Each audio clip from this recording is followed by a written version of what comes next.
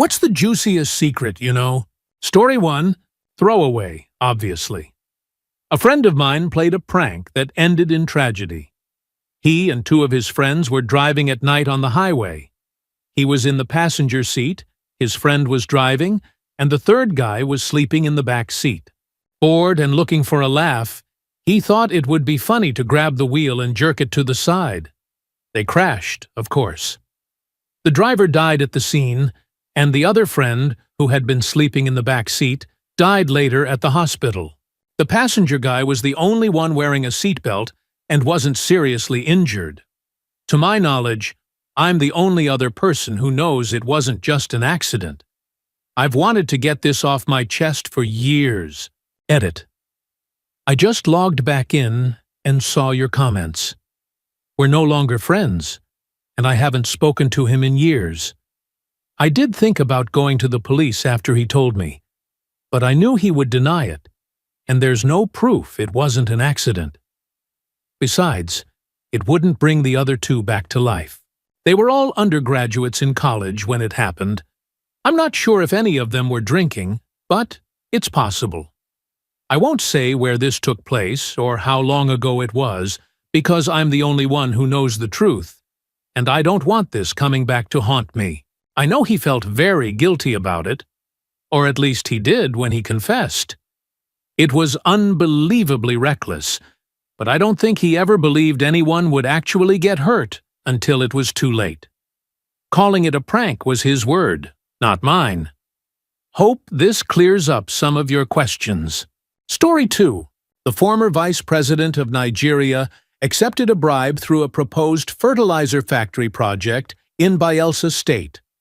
The former Minister of Finance, Aganga, did the same and was known for being a sloppy drunk who would agree to anything as long as he was heavily intoxicated in London. Eventually, he was demoted to a less significant role, Minister of Labour or Infrastructure, or some other inconsequential position. Frank Nweke, the former Minister of Propaganda, held all internal meetings at his apartment in Mayfair, and Obasanjo was peripherally involved. 5 companies were bidding on the project, including Uhdi and Saipem, and they were all promised gas allocation from Dr. Ike of the parastatal, equivalent to the entire natural gas production of Nigeria, plus an estimated 5 to 10% planned expansion, if they were willing to pay a bribe. All payments were made just before an election that depended on extremely dirty money to fund the military and maintain control in the north, ensuring a PDP victory. This ultimately led to a brutal conflict where approximately 2,000 people lost their lives. Many were killed by necklacing with tires. We genuinely believed we could produce fertilizer for Nigeria, enough to meet 25% of Africa's needs. Story 3. Throwaway for obvious reasons. My grandfather killed his friend. My grandfather was Mexican and emigrated from rural Mexico to the United States legally in the 60s and 70s to work. Like many others, he found employment in agriculture and made some good friends. He would be away from the family for half a year or more before returning home. After finishing one work season, he traveled back to Mexico with a friend he had known for years. They crossed the border and were walking along a deserted dirt path when his friend suddenly pulled out a knife and tried to stab him. My grandfather managed to dodge the attack, and they fought fiercely, rolling on the ground. In the struggle, my grandfather fought for his life and ended up stabbing his friend. His friend had wanted to kill him to steal all the money he was bringing home to his family. My grandfather left the body at a location known only to him.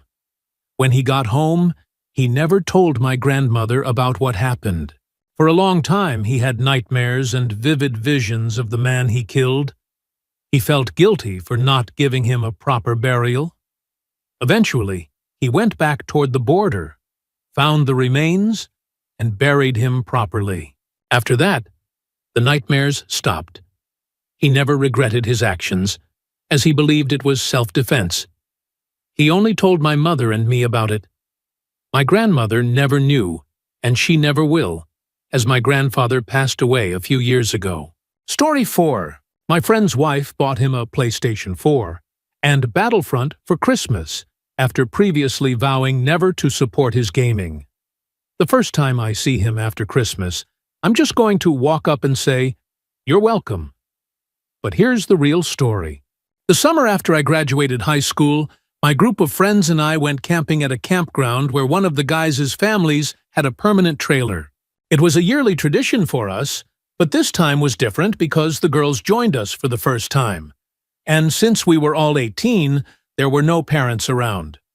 There was a creek nearby, popular for tubing, and we made it a daily activity. Later in the week, Thursday, I think, the girls decided not to come tubing with us.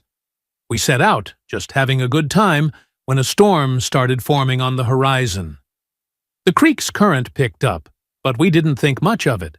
Shortly after, a fit, military-looking man appeared on the opposite bank, near the road. He asked if we had seen his daughter and her friend.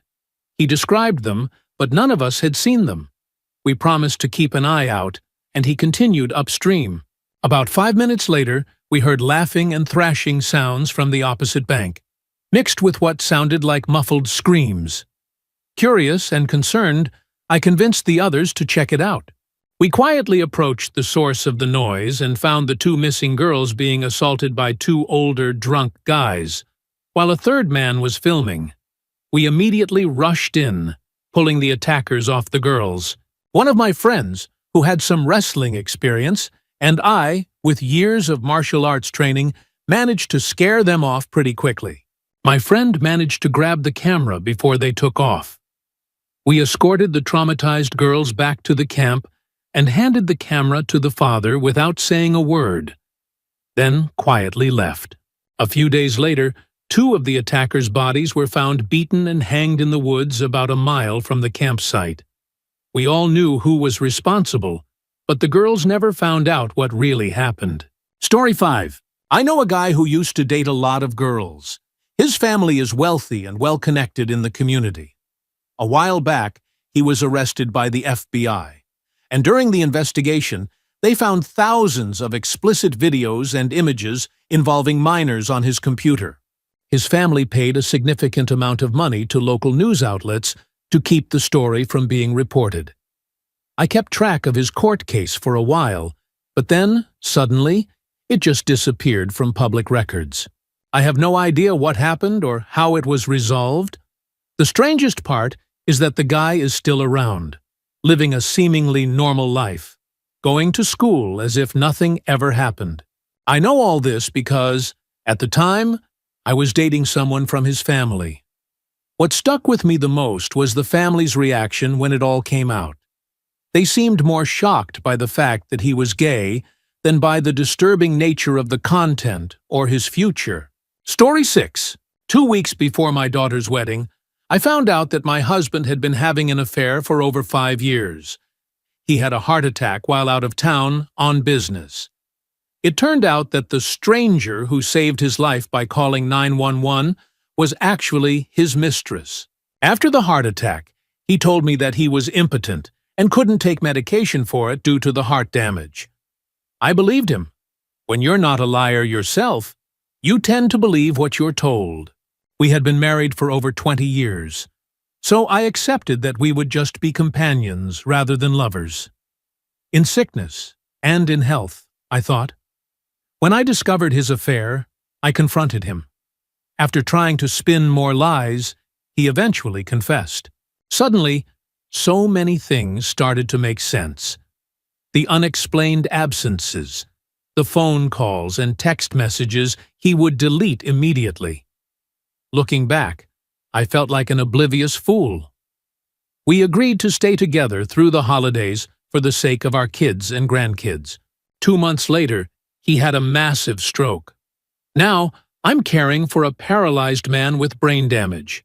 He cries and begs me not to leave him or tell our children about the affair. Story 7. My friend Jess has been with her boyfriend for almost 5 years. He's honestly a scumbag, pretty much useless at everything. He comes from a wealthy family that takes him on vacations and gives him money for doing nothing. Jess, however, has always been head over heels for him. Lately, since she's gained some weight, he's been more and more cruel, going to parties without inviting her, going out to dinner with his family and leaving her behind, and allowing his druggy friends to crash on their couch, which, by the way, is technically hers, as she's the primary breadwinner. Early in their relationship, I found out from a mutual friend, Becky, that she had kissed him and performed oral S at a party. Becky told me this in confidence, and I debated for a long time whether I should tell Jess. It was tough, because if I told Jess, she would demand to know who it was with. Jess has no idea, and whenever she talks about how amazing her boyfriend is, it makes me cringe. I've hinted that he's not good for her, but she just brushes it off. I know that telling her would crush her, because she always says, "I would trust boyfriend with my life. I know he would never cheat on me." Poor clueless Jess. Story 8. About 25 years ago, two friends of mine, Rob and Ariel, started dating, and it eventually became serious. One evening, during a party, they both got drunk, and Rob confessed to me that Ariel had a disturbing fetish involving bestiality, specifically with his family's two huskies. When they sobered up, neither of them mentioned it again, so I pretended it never happened. About a year or two later, Rob and Ariel moved in together. Not long after, they adopted two male huskies, and about a year later, they got married. Around 10 years ago, they started having marital problems and eventually divorced. A year after that, Rob got sick and passed away. Ariel moved to a new place with the dogs, and I lost touch with her. About 5 years ago, I heard that Ariel had remarried a man who owns and runs an animal shelter. Story 9. I have to be careful about this because I know he posts online. We had a doctor working with us at a charity, a super nice and friendly guy. Kids loved him, and he was incredibly patient. One time, a patient threw something disgusting at him, and instead of getting angry, he just laughed it off and helped the nurse clean up. He never got angry, no matter how difficult the situation, except for one time. A woman came in after being stabbed by her husband. Another doctor had tried to close the wound, but the family didn't bother bringing her back to a hospital until she was near death. They lied about how it happened. He just looked at them with this cold, quiet intensity and said, "Don't lie." It wasn't loud, but it sent chills through us. One of the men pulled a knife and swung at him, but somehow the doctor just snatched it out of his hand mid-swing. He didn't even flinch. After calmly treating her and fixing a small intestinal injury, he called the police and testified, despite the family's threats. He even offered the woman a job afterward to help her gain independence. She eventually left her husband, but the doctor never once raised his voice or showed fear. One time, I accidentally saw him changing his shirt and noticed he was covered in scars, with a Latin tattoo that read, "In arduis fidelis." He speaks Arabic too and often spends his breaks chatting with patients. Everyone thinks he's soft and timid because he flinches at loud noises, but I think he's just choosing to be gentle. He's seen things most of us can't imagine, and that's why he acts the way he does. Story 10. A family member of mine has a well-paid, prestigious job within the community. I've always wondered how she managed to get it. She acts superior to the rest of the family and carries herself as if she's exceptionally important. One day, while visiting a friend, I noticed some paperwork related to an organization both my friend and this family member are involved in. The bio listed for my family member was shocking. It included multiple degrees from a well-known university and numerous accomplishments. The problem? She never attended that university. In reality, she only completed one semester at a completely different institution. She also claimed to be an instructor in a recreational sport that she only briefly dabbled in during the 80s. It's all fabricated. I don't want to ruin her life, but I often have to bite my tongue when she flaunts her supposed achievements. Story 11. A few years back, a good friend of mine, who's married, my girlfriend and I went to a strip club. The featured guest that night was Brie Olson, and this was right after the whole Charlie Sheen chaos, so I guess she needed to make some extra cash. After a great performance, she started offering private lap dances for around $150. My buddy, despite being married, decided to go for it. My girlfriend, feeling confident, bet me a blowjob that Brie would end up giving him more than just a dance. I took the bet, figuring there was no way a famous porn star would hook up with random guys in a strip club for that kind of money. While my girlfriend was in the bathroom, my buddy came back, sat next to me, and bluntly said, "So I just fed Brie Olson." I almost choked on my beer. Naturally, I made him recount every detail. We both agreed to never speak of it again. Of course, when my girlfriend came back, I immediately told her that I won the bet and got my reward later. Ironically, now that I hear about Charlie Sheen's HIV diagnosis from around that time, I can't help but feel a bit uneasy for my friend. Story 12. A while back, a very prominent U.S. politician, someone anyone would recognize, refused to hire a woman purely based on her race. If this story ever surfaced, it would destroy their career without question. The candidate had passed every interview with flying colors and was clearly qualified for the role. However, the politician essentially stated, "I'm sorry, you seem nice, but our clients wouldn't feel comfortable with you." Somehow, this information leaked to the New York Times, and they managed to track down the woman who was denied the job, who happened to be my mom's best friend. They also found a former employee willing to corroborate the story. All my mom's friend had to do was confirm the details, and it would be front-page news. She met with my mom over coffee to discuss what to do. In the end, she decided not to pursue it because she didn't want her family to endure the media frenzy that would follow. I think my mom's supportive stance on keeping quiet played a role in her decision. This incident left me feeling deeply cynical about U.S. politics, and it changed how I view both major parties. It's a shame that something so significant will likely remain buried. Story 13. One night, a friend of mine got really drunk and confessed something horrifying. 3 years prior, he had raped the sister of another friend of ours while she was blackout drunk at a party. He admitted that although he was buzzed, he was fully aware of what he was doing. After the assault, the victim filed a police report and had a rape kit done, but there was no DNA match in the system. A month after the party, we found out that she was pregnant. She decided to keep the baby, and since then, all of us, family and friends, have been supporting her however we can. Everyone, that is, except for the guy who got her pregnant.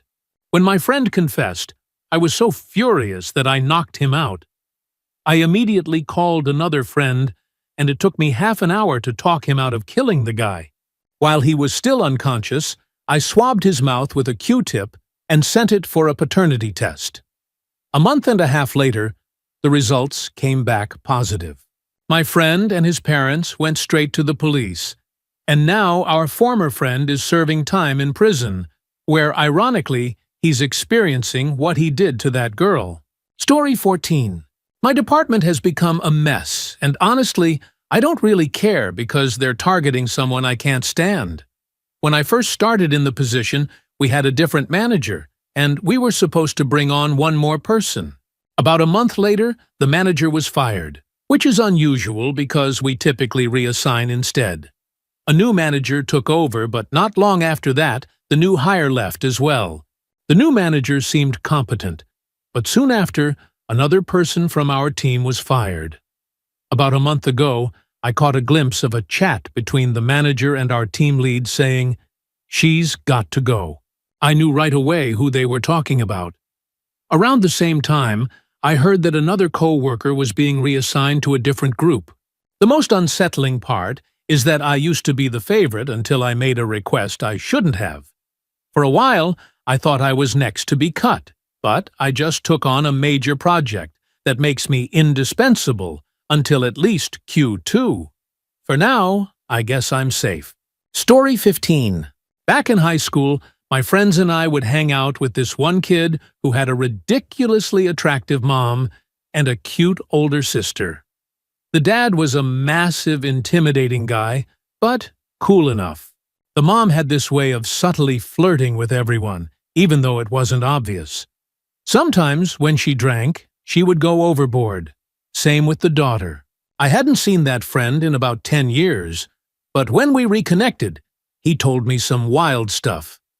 Apparently, when they were younger, he used to sneak into the daughter's room at night to hook up with her while staying over. I always suspected they had something going on, but nobody really cared. Then he shared an even crazier story. One night, he and the mom got drunk together. She wanted more alcohol but didn't want to drive, so he offered his bike. On the way to the store, she fell off, and when he helped her up, they had this moment. It escalated into them hooking up right there in the desert. From that point on, whenever he stayed over to hang out with the daughter, the mom would sometimes find him alone in the living room and make moves on him. So, he was sleeping with both the mom and the daughter, and no one else knew. Honestly, I believe him.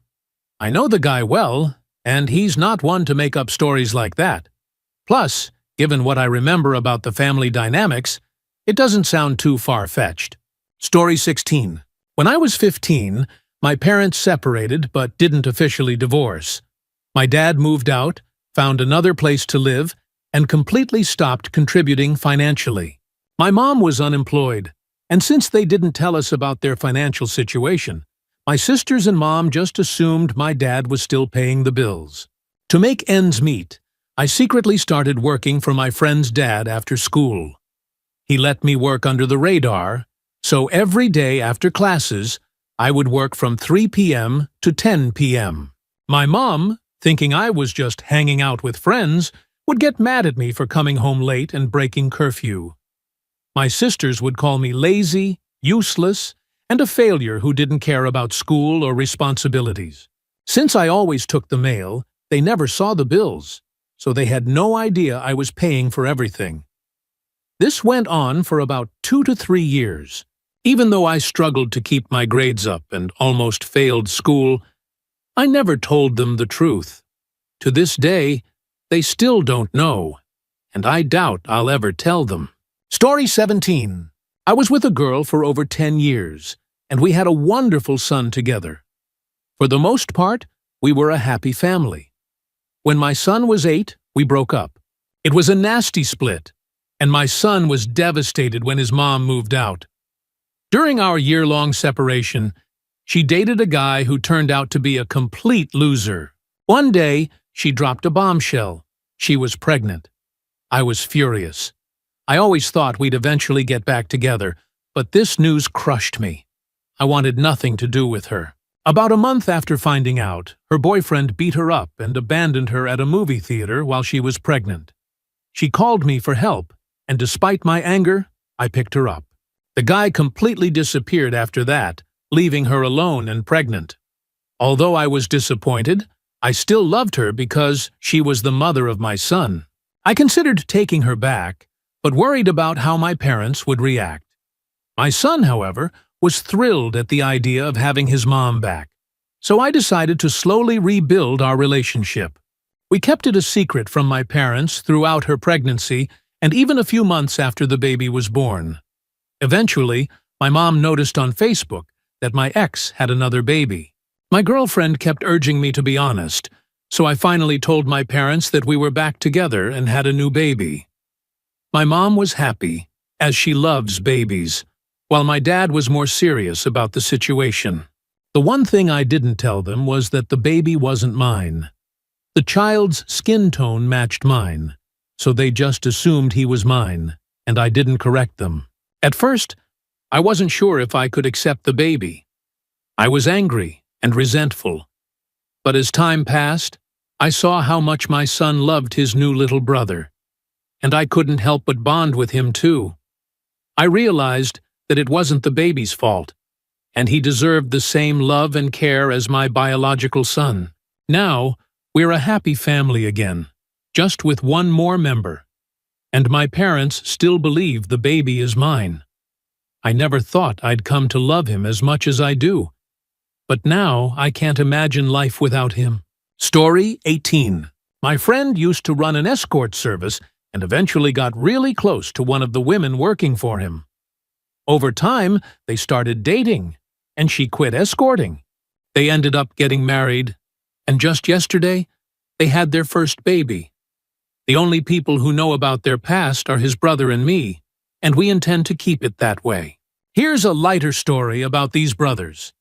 They were always close, only a year apart, and grew up as best friends, skateboarding, causing trouble, and filming their antics like some DIY jackass crew. One time, my friend, let's call him Farquhar, decided to prank his brother John while he was in the shower. Farquhar tossed firecrackers over the shower curtain and snapped a picture with a disposable camera. John freaked out, understandably, and Farquhar ran off, laughing. A month later, Farquhar developed the film and found the shower photo. But instead of capturing the prank, the photo revealed John mid-stroke, furiously masturbating, with a wild, manic look in his eyes. Horrified, Farquhar stashed the photo in an envelope and taped it under his TV, promptly forgetting about it. Months later, he came home to find his room cleaned. His mom, trying to be helpful, had cleaned under the TV, and the envelope was gone. She never said a word about it, and neither did Farquhar, but he knew she had found it. To this day, his mom has never mentioned it, and their dad, when told the story, just laughed hysterically. Story 19. I had a year-long, casual relationship with an NFL player. We weren't official, but we went on dates, hooked up, and basically acted like a couple. It was always on his terms, and he claimed it was because he wanted to keep his personal life out of the spotlight. I accepted that. One night, I saw a text from a girl he said was his ex. I didn't read it, but it seemed odd that they were still talking. I confronted him, we fought, and then we broke up. A few weeks later, I found out that this ex was actually his fiancée, and they got married just 2 months after our breakup. I had been his side chick without knowing. He's since had some rough luck, and I guess I see that as karma. It's just annoying that every time I tune into sports radio or watch a game, there he is, and everyone praises him as one of the good guys in the league. It would ruin his reputation if I ever shared the truth, but I'm not looking to do that. Story 20. I used to work in a deli at a family-owned market chain known for being down-to-earth and family-oriented. In reality, the owners were greedy and treated employees terribly. One customer, a cop, used to come in just before closing to grab a sandwich. He was polite, and I didn't mind him showing up late. One evening, he asked to speak to me privately. We walked down an aisle, and he confided something unexpected. A few nights prior, he had responded to a call about teenagers hooking up under a bridge. When he arrived, it turned out to be one of the market owners, married and known for his family values, fooling around with a young cashier from a different store. The owner tried to bribe the cop, not with money, but with steaks and lobsters. The cop refused. The cop was torn about whether to tell the owner's wife, especially since the young cashier's fiancé was known for being aggressive. He shared the story with me because he knew how much we employees hated the owners. After that night, the cop never came back to the deli. I briefly considered using this information to blackmail the owners for a raise, but I couldn't bring myself to do it. Before quitting the job months later, I passed the information to a coworker who had been there for years and deserved a better wage. I don't know if he ever used it, but part of me hoped he would get some justice out of it. Story 21. I have 2 sons, but my youngest, who is 22, isn't biologically mine. He's the son of my ex-best friend. I discovered the truth when he was 7 through an anonymous DNA test because he looked so much like the guy. I divorced his mother when I found out, as she was irresponsible and a poor parent after the split. Despite this, I've always treated my son as my own, without any bias or prejudice. His mother has never admitted the truth, and I could never bring myself to crush his perception of me or her. Now, I'm facing terminal cancer and will likely pass away soon. Here's the twist. His biological father just inherited a significant stock annuity that will pay dividends to his descendants once they turn 25. It's a substantial amount of money that could really improve his life. I'm torn about whether to reveal the truth. I'm the only one who knows for sure, and I'm not sure if telling him would help or just hurt. Story 22. I know a girl from my hometown who has been living with her male best friend for quite a while. She's significantly overweight, while he's an attractive playboy. Long blonde hair, good looks, and a drummer in a couple of successful bands. One night, she confided in a few of her close friends, including me, that they've actually been hooking up in secret for years. She's in love with him and wants to make it official. But he's ashamed of her weight and told her that he would only date her publicly if she lost a specific amount of weight. Otherwise, he'd continue keeping their relationship hidden. The situation escalated when she got pregnant. Too afraid to tell him and unable to go through with an abortion, she decided to hide the pregnancy. Because of her size, no one noticed. She carried the baby to term, gave birth, and arranged for adoption, all without anyone knowing. As far as I know, only a handful of people are aware of this, and I've kept it to myself to respect her privacy. Story 23. I'm really good at internet stalking, almost to an unnerving level. One day, a friend asked me to do a bit of research on a guy she liked to see if there were any red flags. I managed to find his Facebook, MySpace, Spotify, LinkedIn, Steam, and, most importantly, his Reddit account.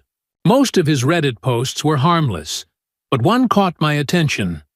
In it, he revealed that his older brother had died at a young age, and that he had never told anyone about it. I kept that information to myself and didn't mention it to my friend. Later, we became friends, and one night, while drinking, he finally opened up and told me about his brother, saying I was the first person he had ever told. I was stunned, but all I could manage to say was, "Oh God, that's horrible. I'm so sorry." I felt guilty for knowing beforehand and didn't confess to my internet sleuthing. It was a wake-up call for me, and I haven't stalked anyone online to that extent since, except for a quick check to make sure no one's dangerous. Story 24. My cousin's girlfriend's best friend went partying in the city with some friends. She met a guy at the club who was persistent about taking her home, but she kept refusing since she was with her group. Eventually, he gave up and left.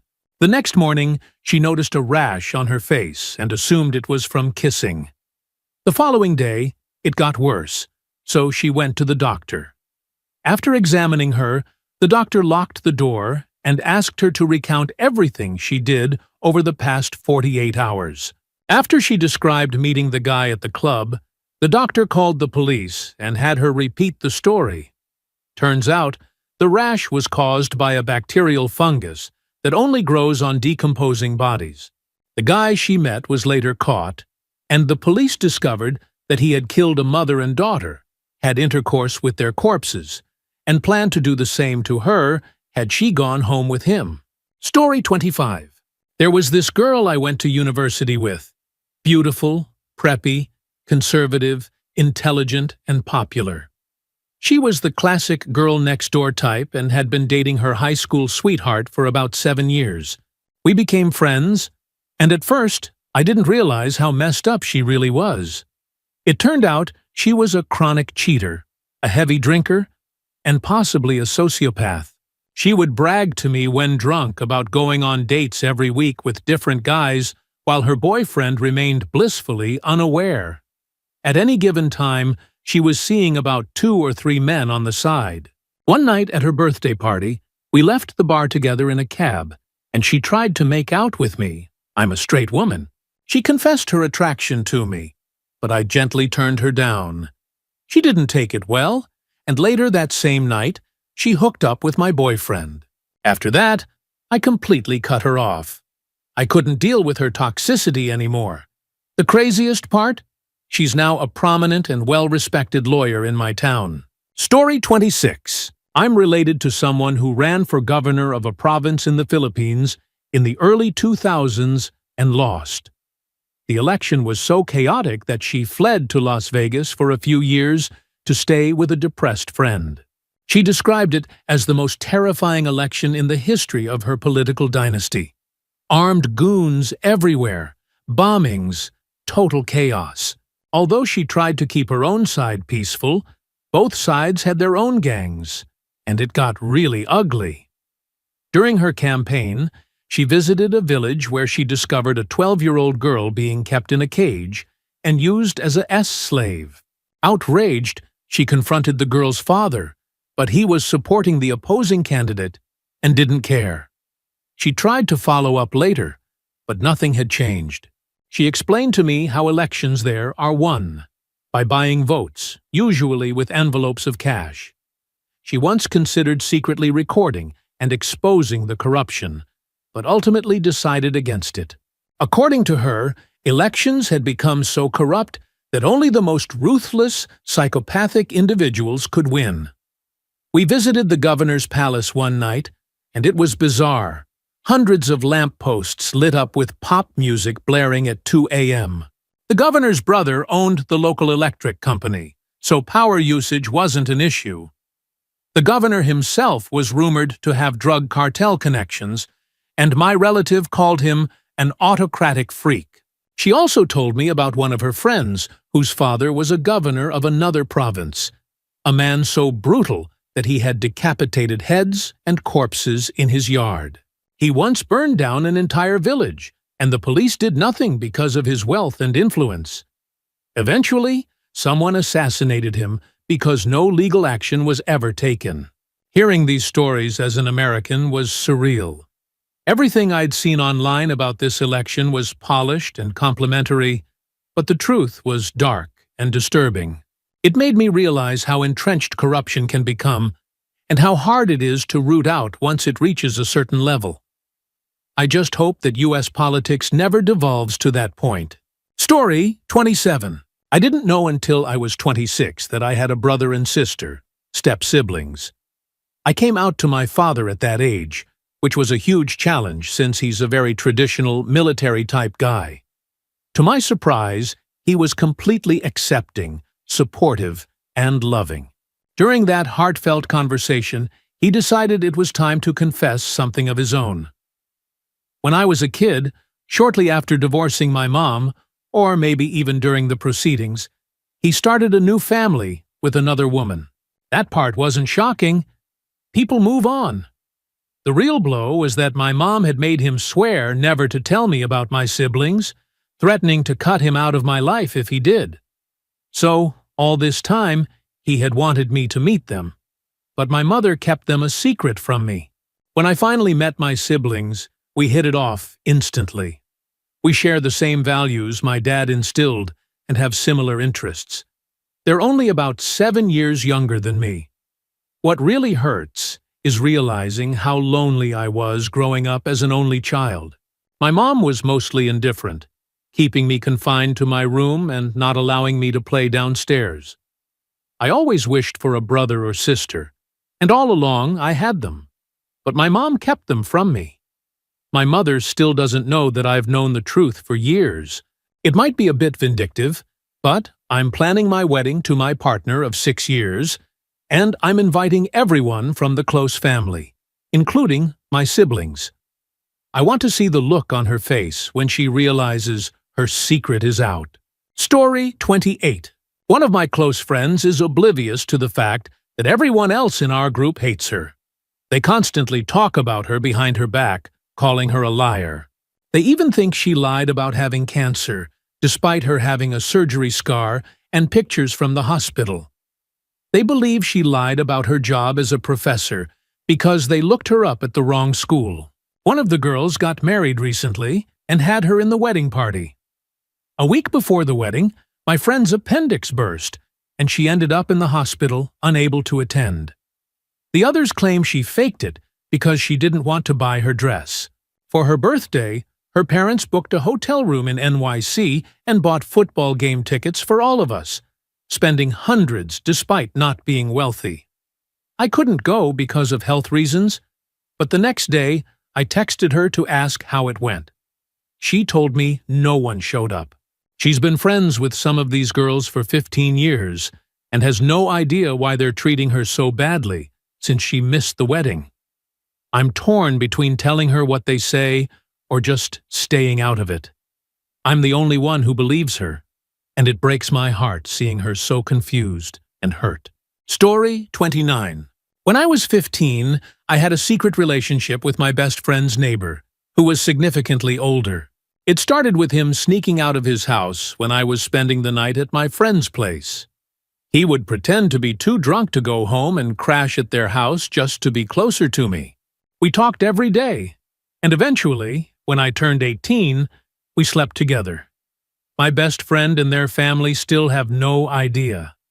They think of him as a brother and are very judgmental about anything that doesn't fit their worldview. I know that if they found out, it would destroy them. We don't see each other anymore, though he has tried to reconnect several times, even while in relationships. I've kept this secret for almost 10 years, and I can't imagine ever telling anyone. It would only cause pain, and there's no point in bringing it up now. Story 30. 3 years ago, some guys from my neighborhood, known for dealing drugs and other violent stuff, started spreading word that they were planning to beat up a friend of mine at an upcoming party. These guys had a reputation for stabbing people or beating them half to death, so everyone was genuinely scared. I went to my friend and asked if he was planning to attend the party. He said, "Yeah, why?" I told him about the threat, and he just shrugged and said, "I don't really care. John is going to be there." Then he walked away without explaining. Everyone knew John. He was a big guy, about 2 meters tall, and really friendly. He never fought with anyone, so I was confused why my friend was so confident. At the party, my friend showed up, and the threatening guys approached him. Nobody dared to intervene. Just as they were about to start something, John stepped in. He whispered something to the group leader, and suddenly the guys went pale, like they'd just seen a ghost. John then motioned for them to follow him outside while making a phone call. His expression was so dark that it even scared me. Curiosity got the better of me, so I followed them outside, keeping my distance. I saw the thugs standing with their heads down, completely silent. Then 2 SUVs pulled up. The guys were thrown inside, and the cars drove off. 2 days later, I heard that those guys were found in the hospital with nearly every bone in their bodies broken. Turns out, John was the son of a major criminal figure, possibly mafia, and considered my friend like family. After that, everyone knew not to mess with John or his friends, but no one ever spoke openly about it. Despite his connections, people still liked him because he was genuinely a good guy, until you crossed him. Story 31. I used to work as a security manager at a large Swedish retail store. One night after my shift, I went out for beers with a coworker. We took his car and left mine at the store. Around 1 or 2 a.m. we came back so I could pick up my car. Only the night crew was there, replenishment staff downstairs, and one of my security guys upstairs monitoring alarms. Since I had 24/7 access, I let myself and my friend in so we could use the bathroom. As I was walking down the hallway, I glanced through the cafeteria door window and saw my security guy sitting on the staff TV, pants down, watching porn and… well, you get the picture. He froze as soon as he heard me, and I quickly turned around and left, acting like I hadn't seen anything. I found my friend, and we got out of there as fast as possible. The next time I saw the guy at work, I pretended nothing had happened. He was a bit weird around me, but we never talked about it. I figured it was best for both of us to just pretend it didn't happen. Story 32. My dad has always been a bit of a jerk. He and my mom split when I was really young, and they've both since remarried. My stepdad can be difficult sometimes, but I love him. My stepmom, however, is amazing. I honestly don't think I'd be here if it weren't for her. I love her just as much as my real mom.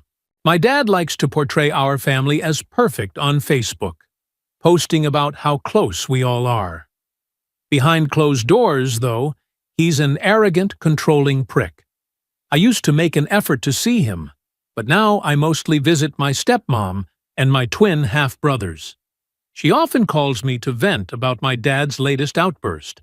For the past 2 years, she's been telling me that as soon as my brothers finish school, she's leaving him. She doesn't want to put them through what I went through as a kid. I've told her that she and my brothers are always welcome to stay with me. My dad has no clue about any of this, and if he doesn't change, he's going to end up a lonely old man. It hurts because he's my father, but the fact that I see my stepmom as more of a parent says a lot about his behavior. It leaves a bitter taste in my mouth, but I'll support her decision when the time comes. Story 33. I'm 30, and I've recently discovered that my middle-aged mom is having not 1 but 2 affairs, and it hurts. The most painful part is that my dad isn't well, and if he ever found out, it would devastate him, possibly even give him a heart attack or stroke. The shocking twist? One of the affairs is with her female best friend. My mom doesn't know that I know. I found out about a year ago, and unfortunately, I learned way more details than I ever wanted to. These 2 women are both married, straight-presenting, and very religious. My entire life, my parents have been homophobic, devout Christians. My mom once backed me into a corner when I was 13, telling me that if I ever came out as gay, she'd cut me off from the family and never love me again. Because of that, I've had to hide being bi and keep my girlfriends a secret. Now I know that she's been sneaking off to her friend's house under the guise of having coffee, when really, she's having an affair. The hypocrisy is infuriating. I can't stand seeing that woman at family gatherings anymore. I always knew there was something off about her. She's loud, chain smokes, and tries too hard to be stylish. I never liked her, and now I despise her even more. Story 34. A while back, my buddy started dating this girl he met through a mutual friend. Just a few days after hanging out with them as a couple, I was watching one of those in the VIP videos online when I saw a girl who looked oddly familiar. After pausing and inspecting more closely, I realized it was my friend's new girlfriend. Naturally, I did some digging. I cross-referenced the video title with her name and found mentions of her on a porn forum, linked to 3 other videos. No guy-on-guy scenes, but definitely some full nudity and girl-on-girl action. Since the videos were from a few years ago, around 2011 when she would have been 18, I decided not to tell my friend. He really liked her, and she was nice to him. They've since broken up, and I still haven't mentioned it. There's no point now, and honestly, it doesn't really cross my mind when we hang out. Living in Miami, where a lot of these types of videos are filmed, it's not even the first time I've recognized someone from that scene. Story 35. One of my work friends has a wife who's pretty infamous on adult websites. As soon as I saw her videos, I knew it was her. I spent a few days piecing it together, checking usernames, and eventually found proof that it was indeed his wife. What's even wilder is that my friend has posted on multiple forums about how he enjoys having his friends see his wife's nudes and videos. He even leaves a computer loaded with her pictures in the guest room when people stay over, hoping they'll watch. Just to confirm, I reached out to him on one of the forums using an anonymous account. He replied, confirming his identity when I mentioned where they lived. He doesn't know it's me, but every time I see them at work or around town, I make subtle, off-handed comments that make them suspicious. What makes this whole situation more complicated is that he's a respected member of the community and even holds responsibilities at a local church. It's bizarre knowing what I know while seeing him present himself as a moral, upright guy. Story 36. This is probably the weirdest and most disturbing secret I've ever had. Last year, during my freshman year of college, I lived in a dorm with my good friend, Brad. On April Fool's Day, I decided to prank him by putting a bunch of Tic Tacs through the peephole of his door. The peephole had been unscrewed, leaving a hole. I left a note saying, "I hope this doesn't TIC you off." Brad laughed it off and warned me that he'd get me back next April Fool's Day. A few months later, as we were packing up to move out for the summer, I accidentally left a spare backpack I really liked in Brad's room. I was in a rush, so I told him to hold on to it and give it back when we returned for the next semester. When the new semester started, Brad gave me my backpack back. I used it daily for school, carrying books, my laptop, everything. Around that time, Brad and my other friends kept teasing me, saying, "You'll never see it coming on April Fool's Day. Brad's planning something huge." I had no idea what they meant.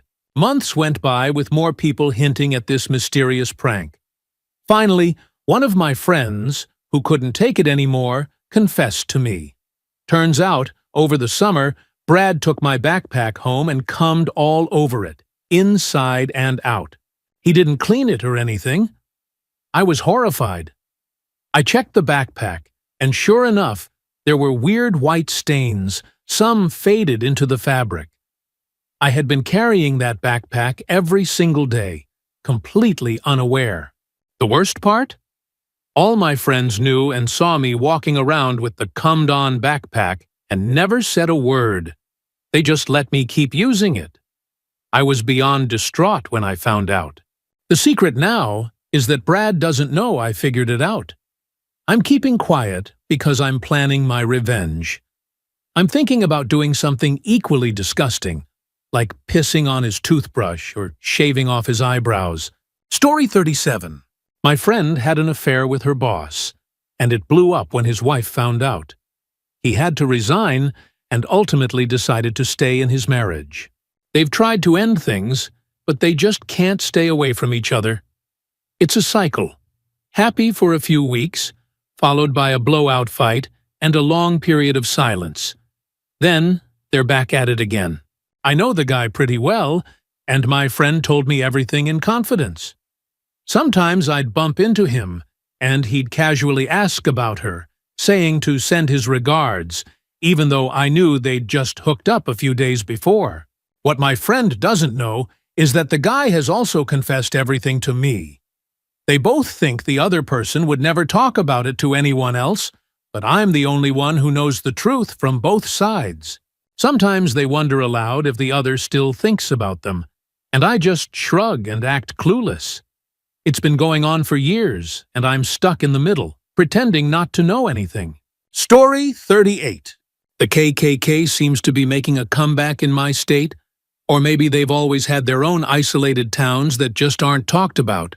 One day, I was out driving aimlessly and ended up lost in a small, unfamiliar town. At first, it didn't seem too strange.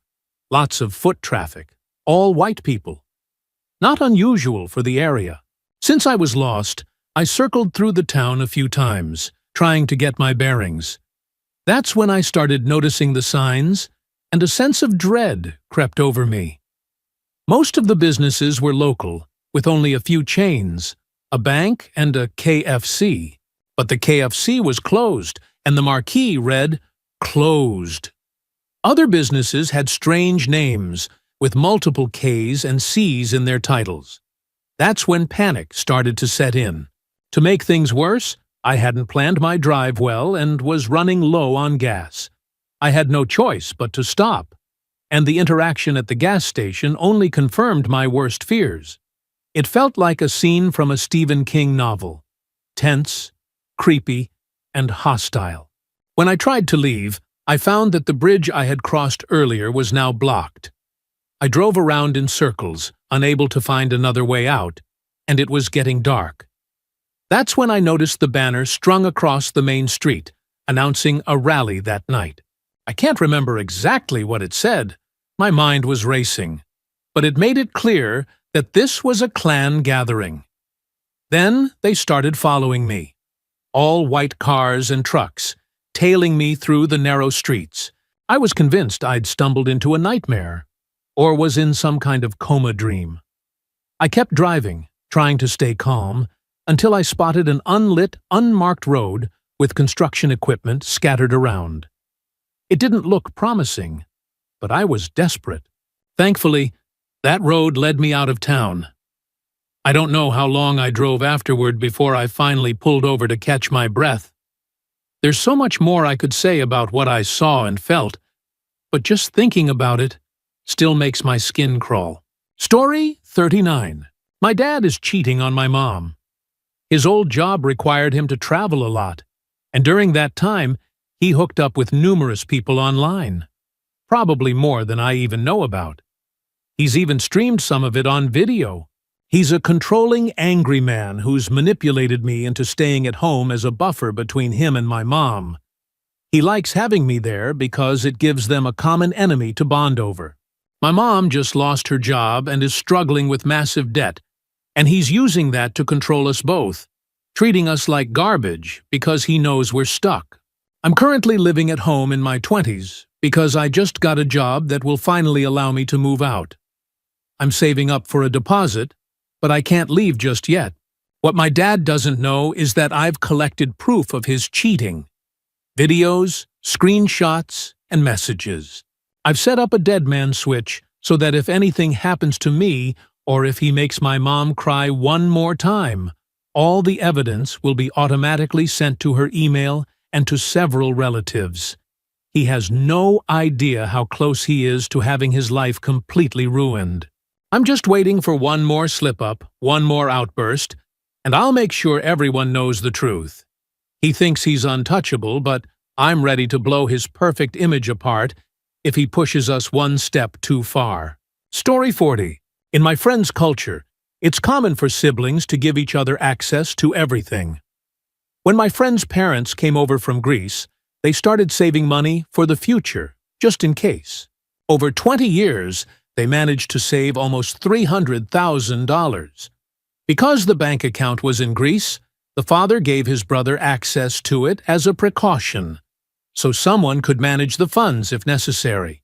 Last year, the father wanted to check the account to buy a vacation house for the family. To his shock, the account was empty. His brother had used up all the money. When confronted, the uncle claimed he was planning on putting the money back. The father was furious for about 4 days, but eventually forgave his brother, saying, "It is what it is. My brother needed the money." Meanwhile, his children have no idea that the money is gone. They just think their dad hasn't found the right vacation house yet. They also don't know why he can't retire anytime soon. If my friends ever find out, it's going to cause a massive fallout.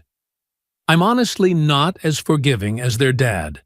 I've noticed that since the incident, the father has started drinking a lot more, likely as a way to cope with the betrayal. Story 41. One of my friends very likely fathered a child with his sister-in-law, but for the past 15 years, his brother has believed that the child is his. There's almost no chance that the brother is the biological father, because my friend was the one sleeping with the woman during the time she got pregnant. Only one other person, and I knew about this, but recently, that other guy let the secret slip, and everything went to hell. The family demanded a DNA test, but neither my friend nor his brother wanted to take one. In a desperate move, my friend lied and said he took a strand of the girl's hair and tested it himself. He then told his family that the results confirmed he wasn't the father. He made up the lie because his entire family turned against him and started blackmailing him for money, even though he had been financially supporting the woman and the child for the past 15 years.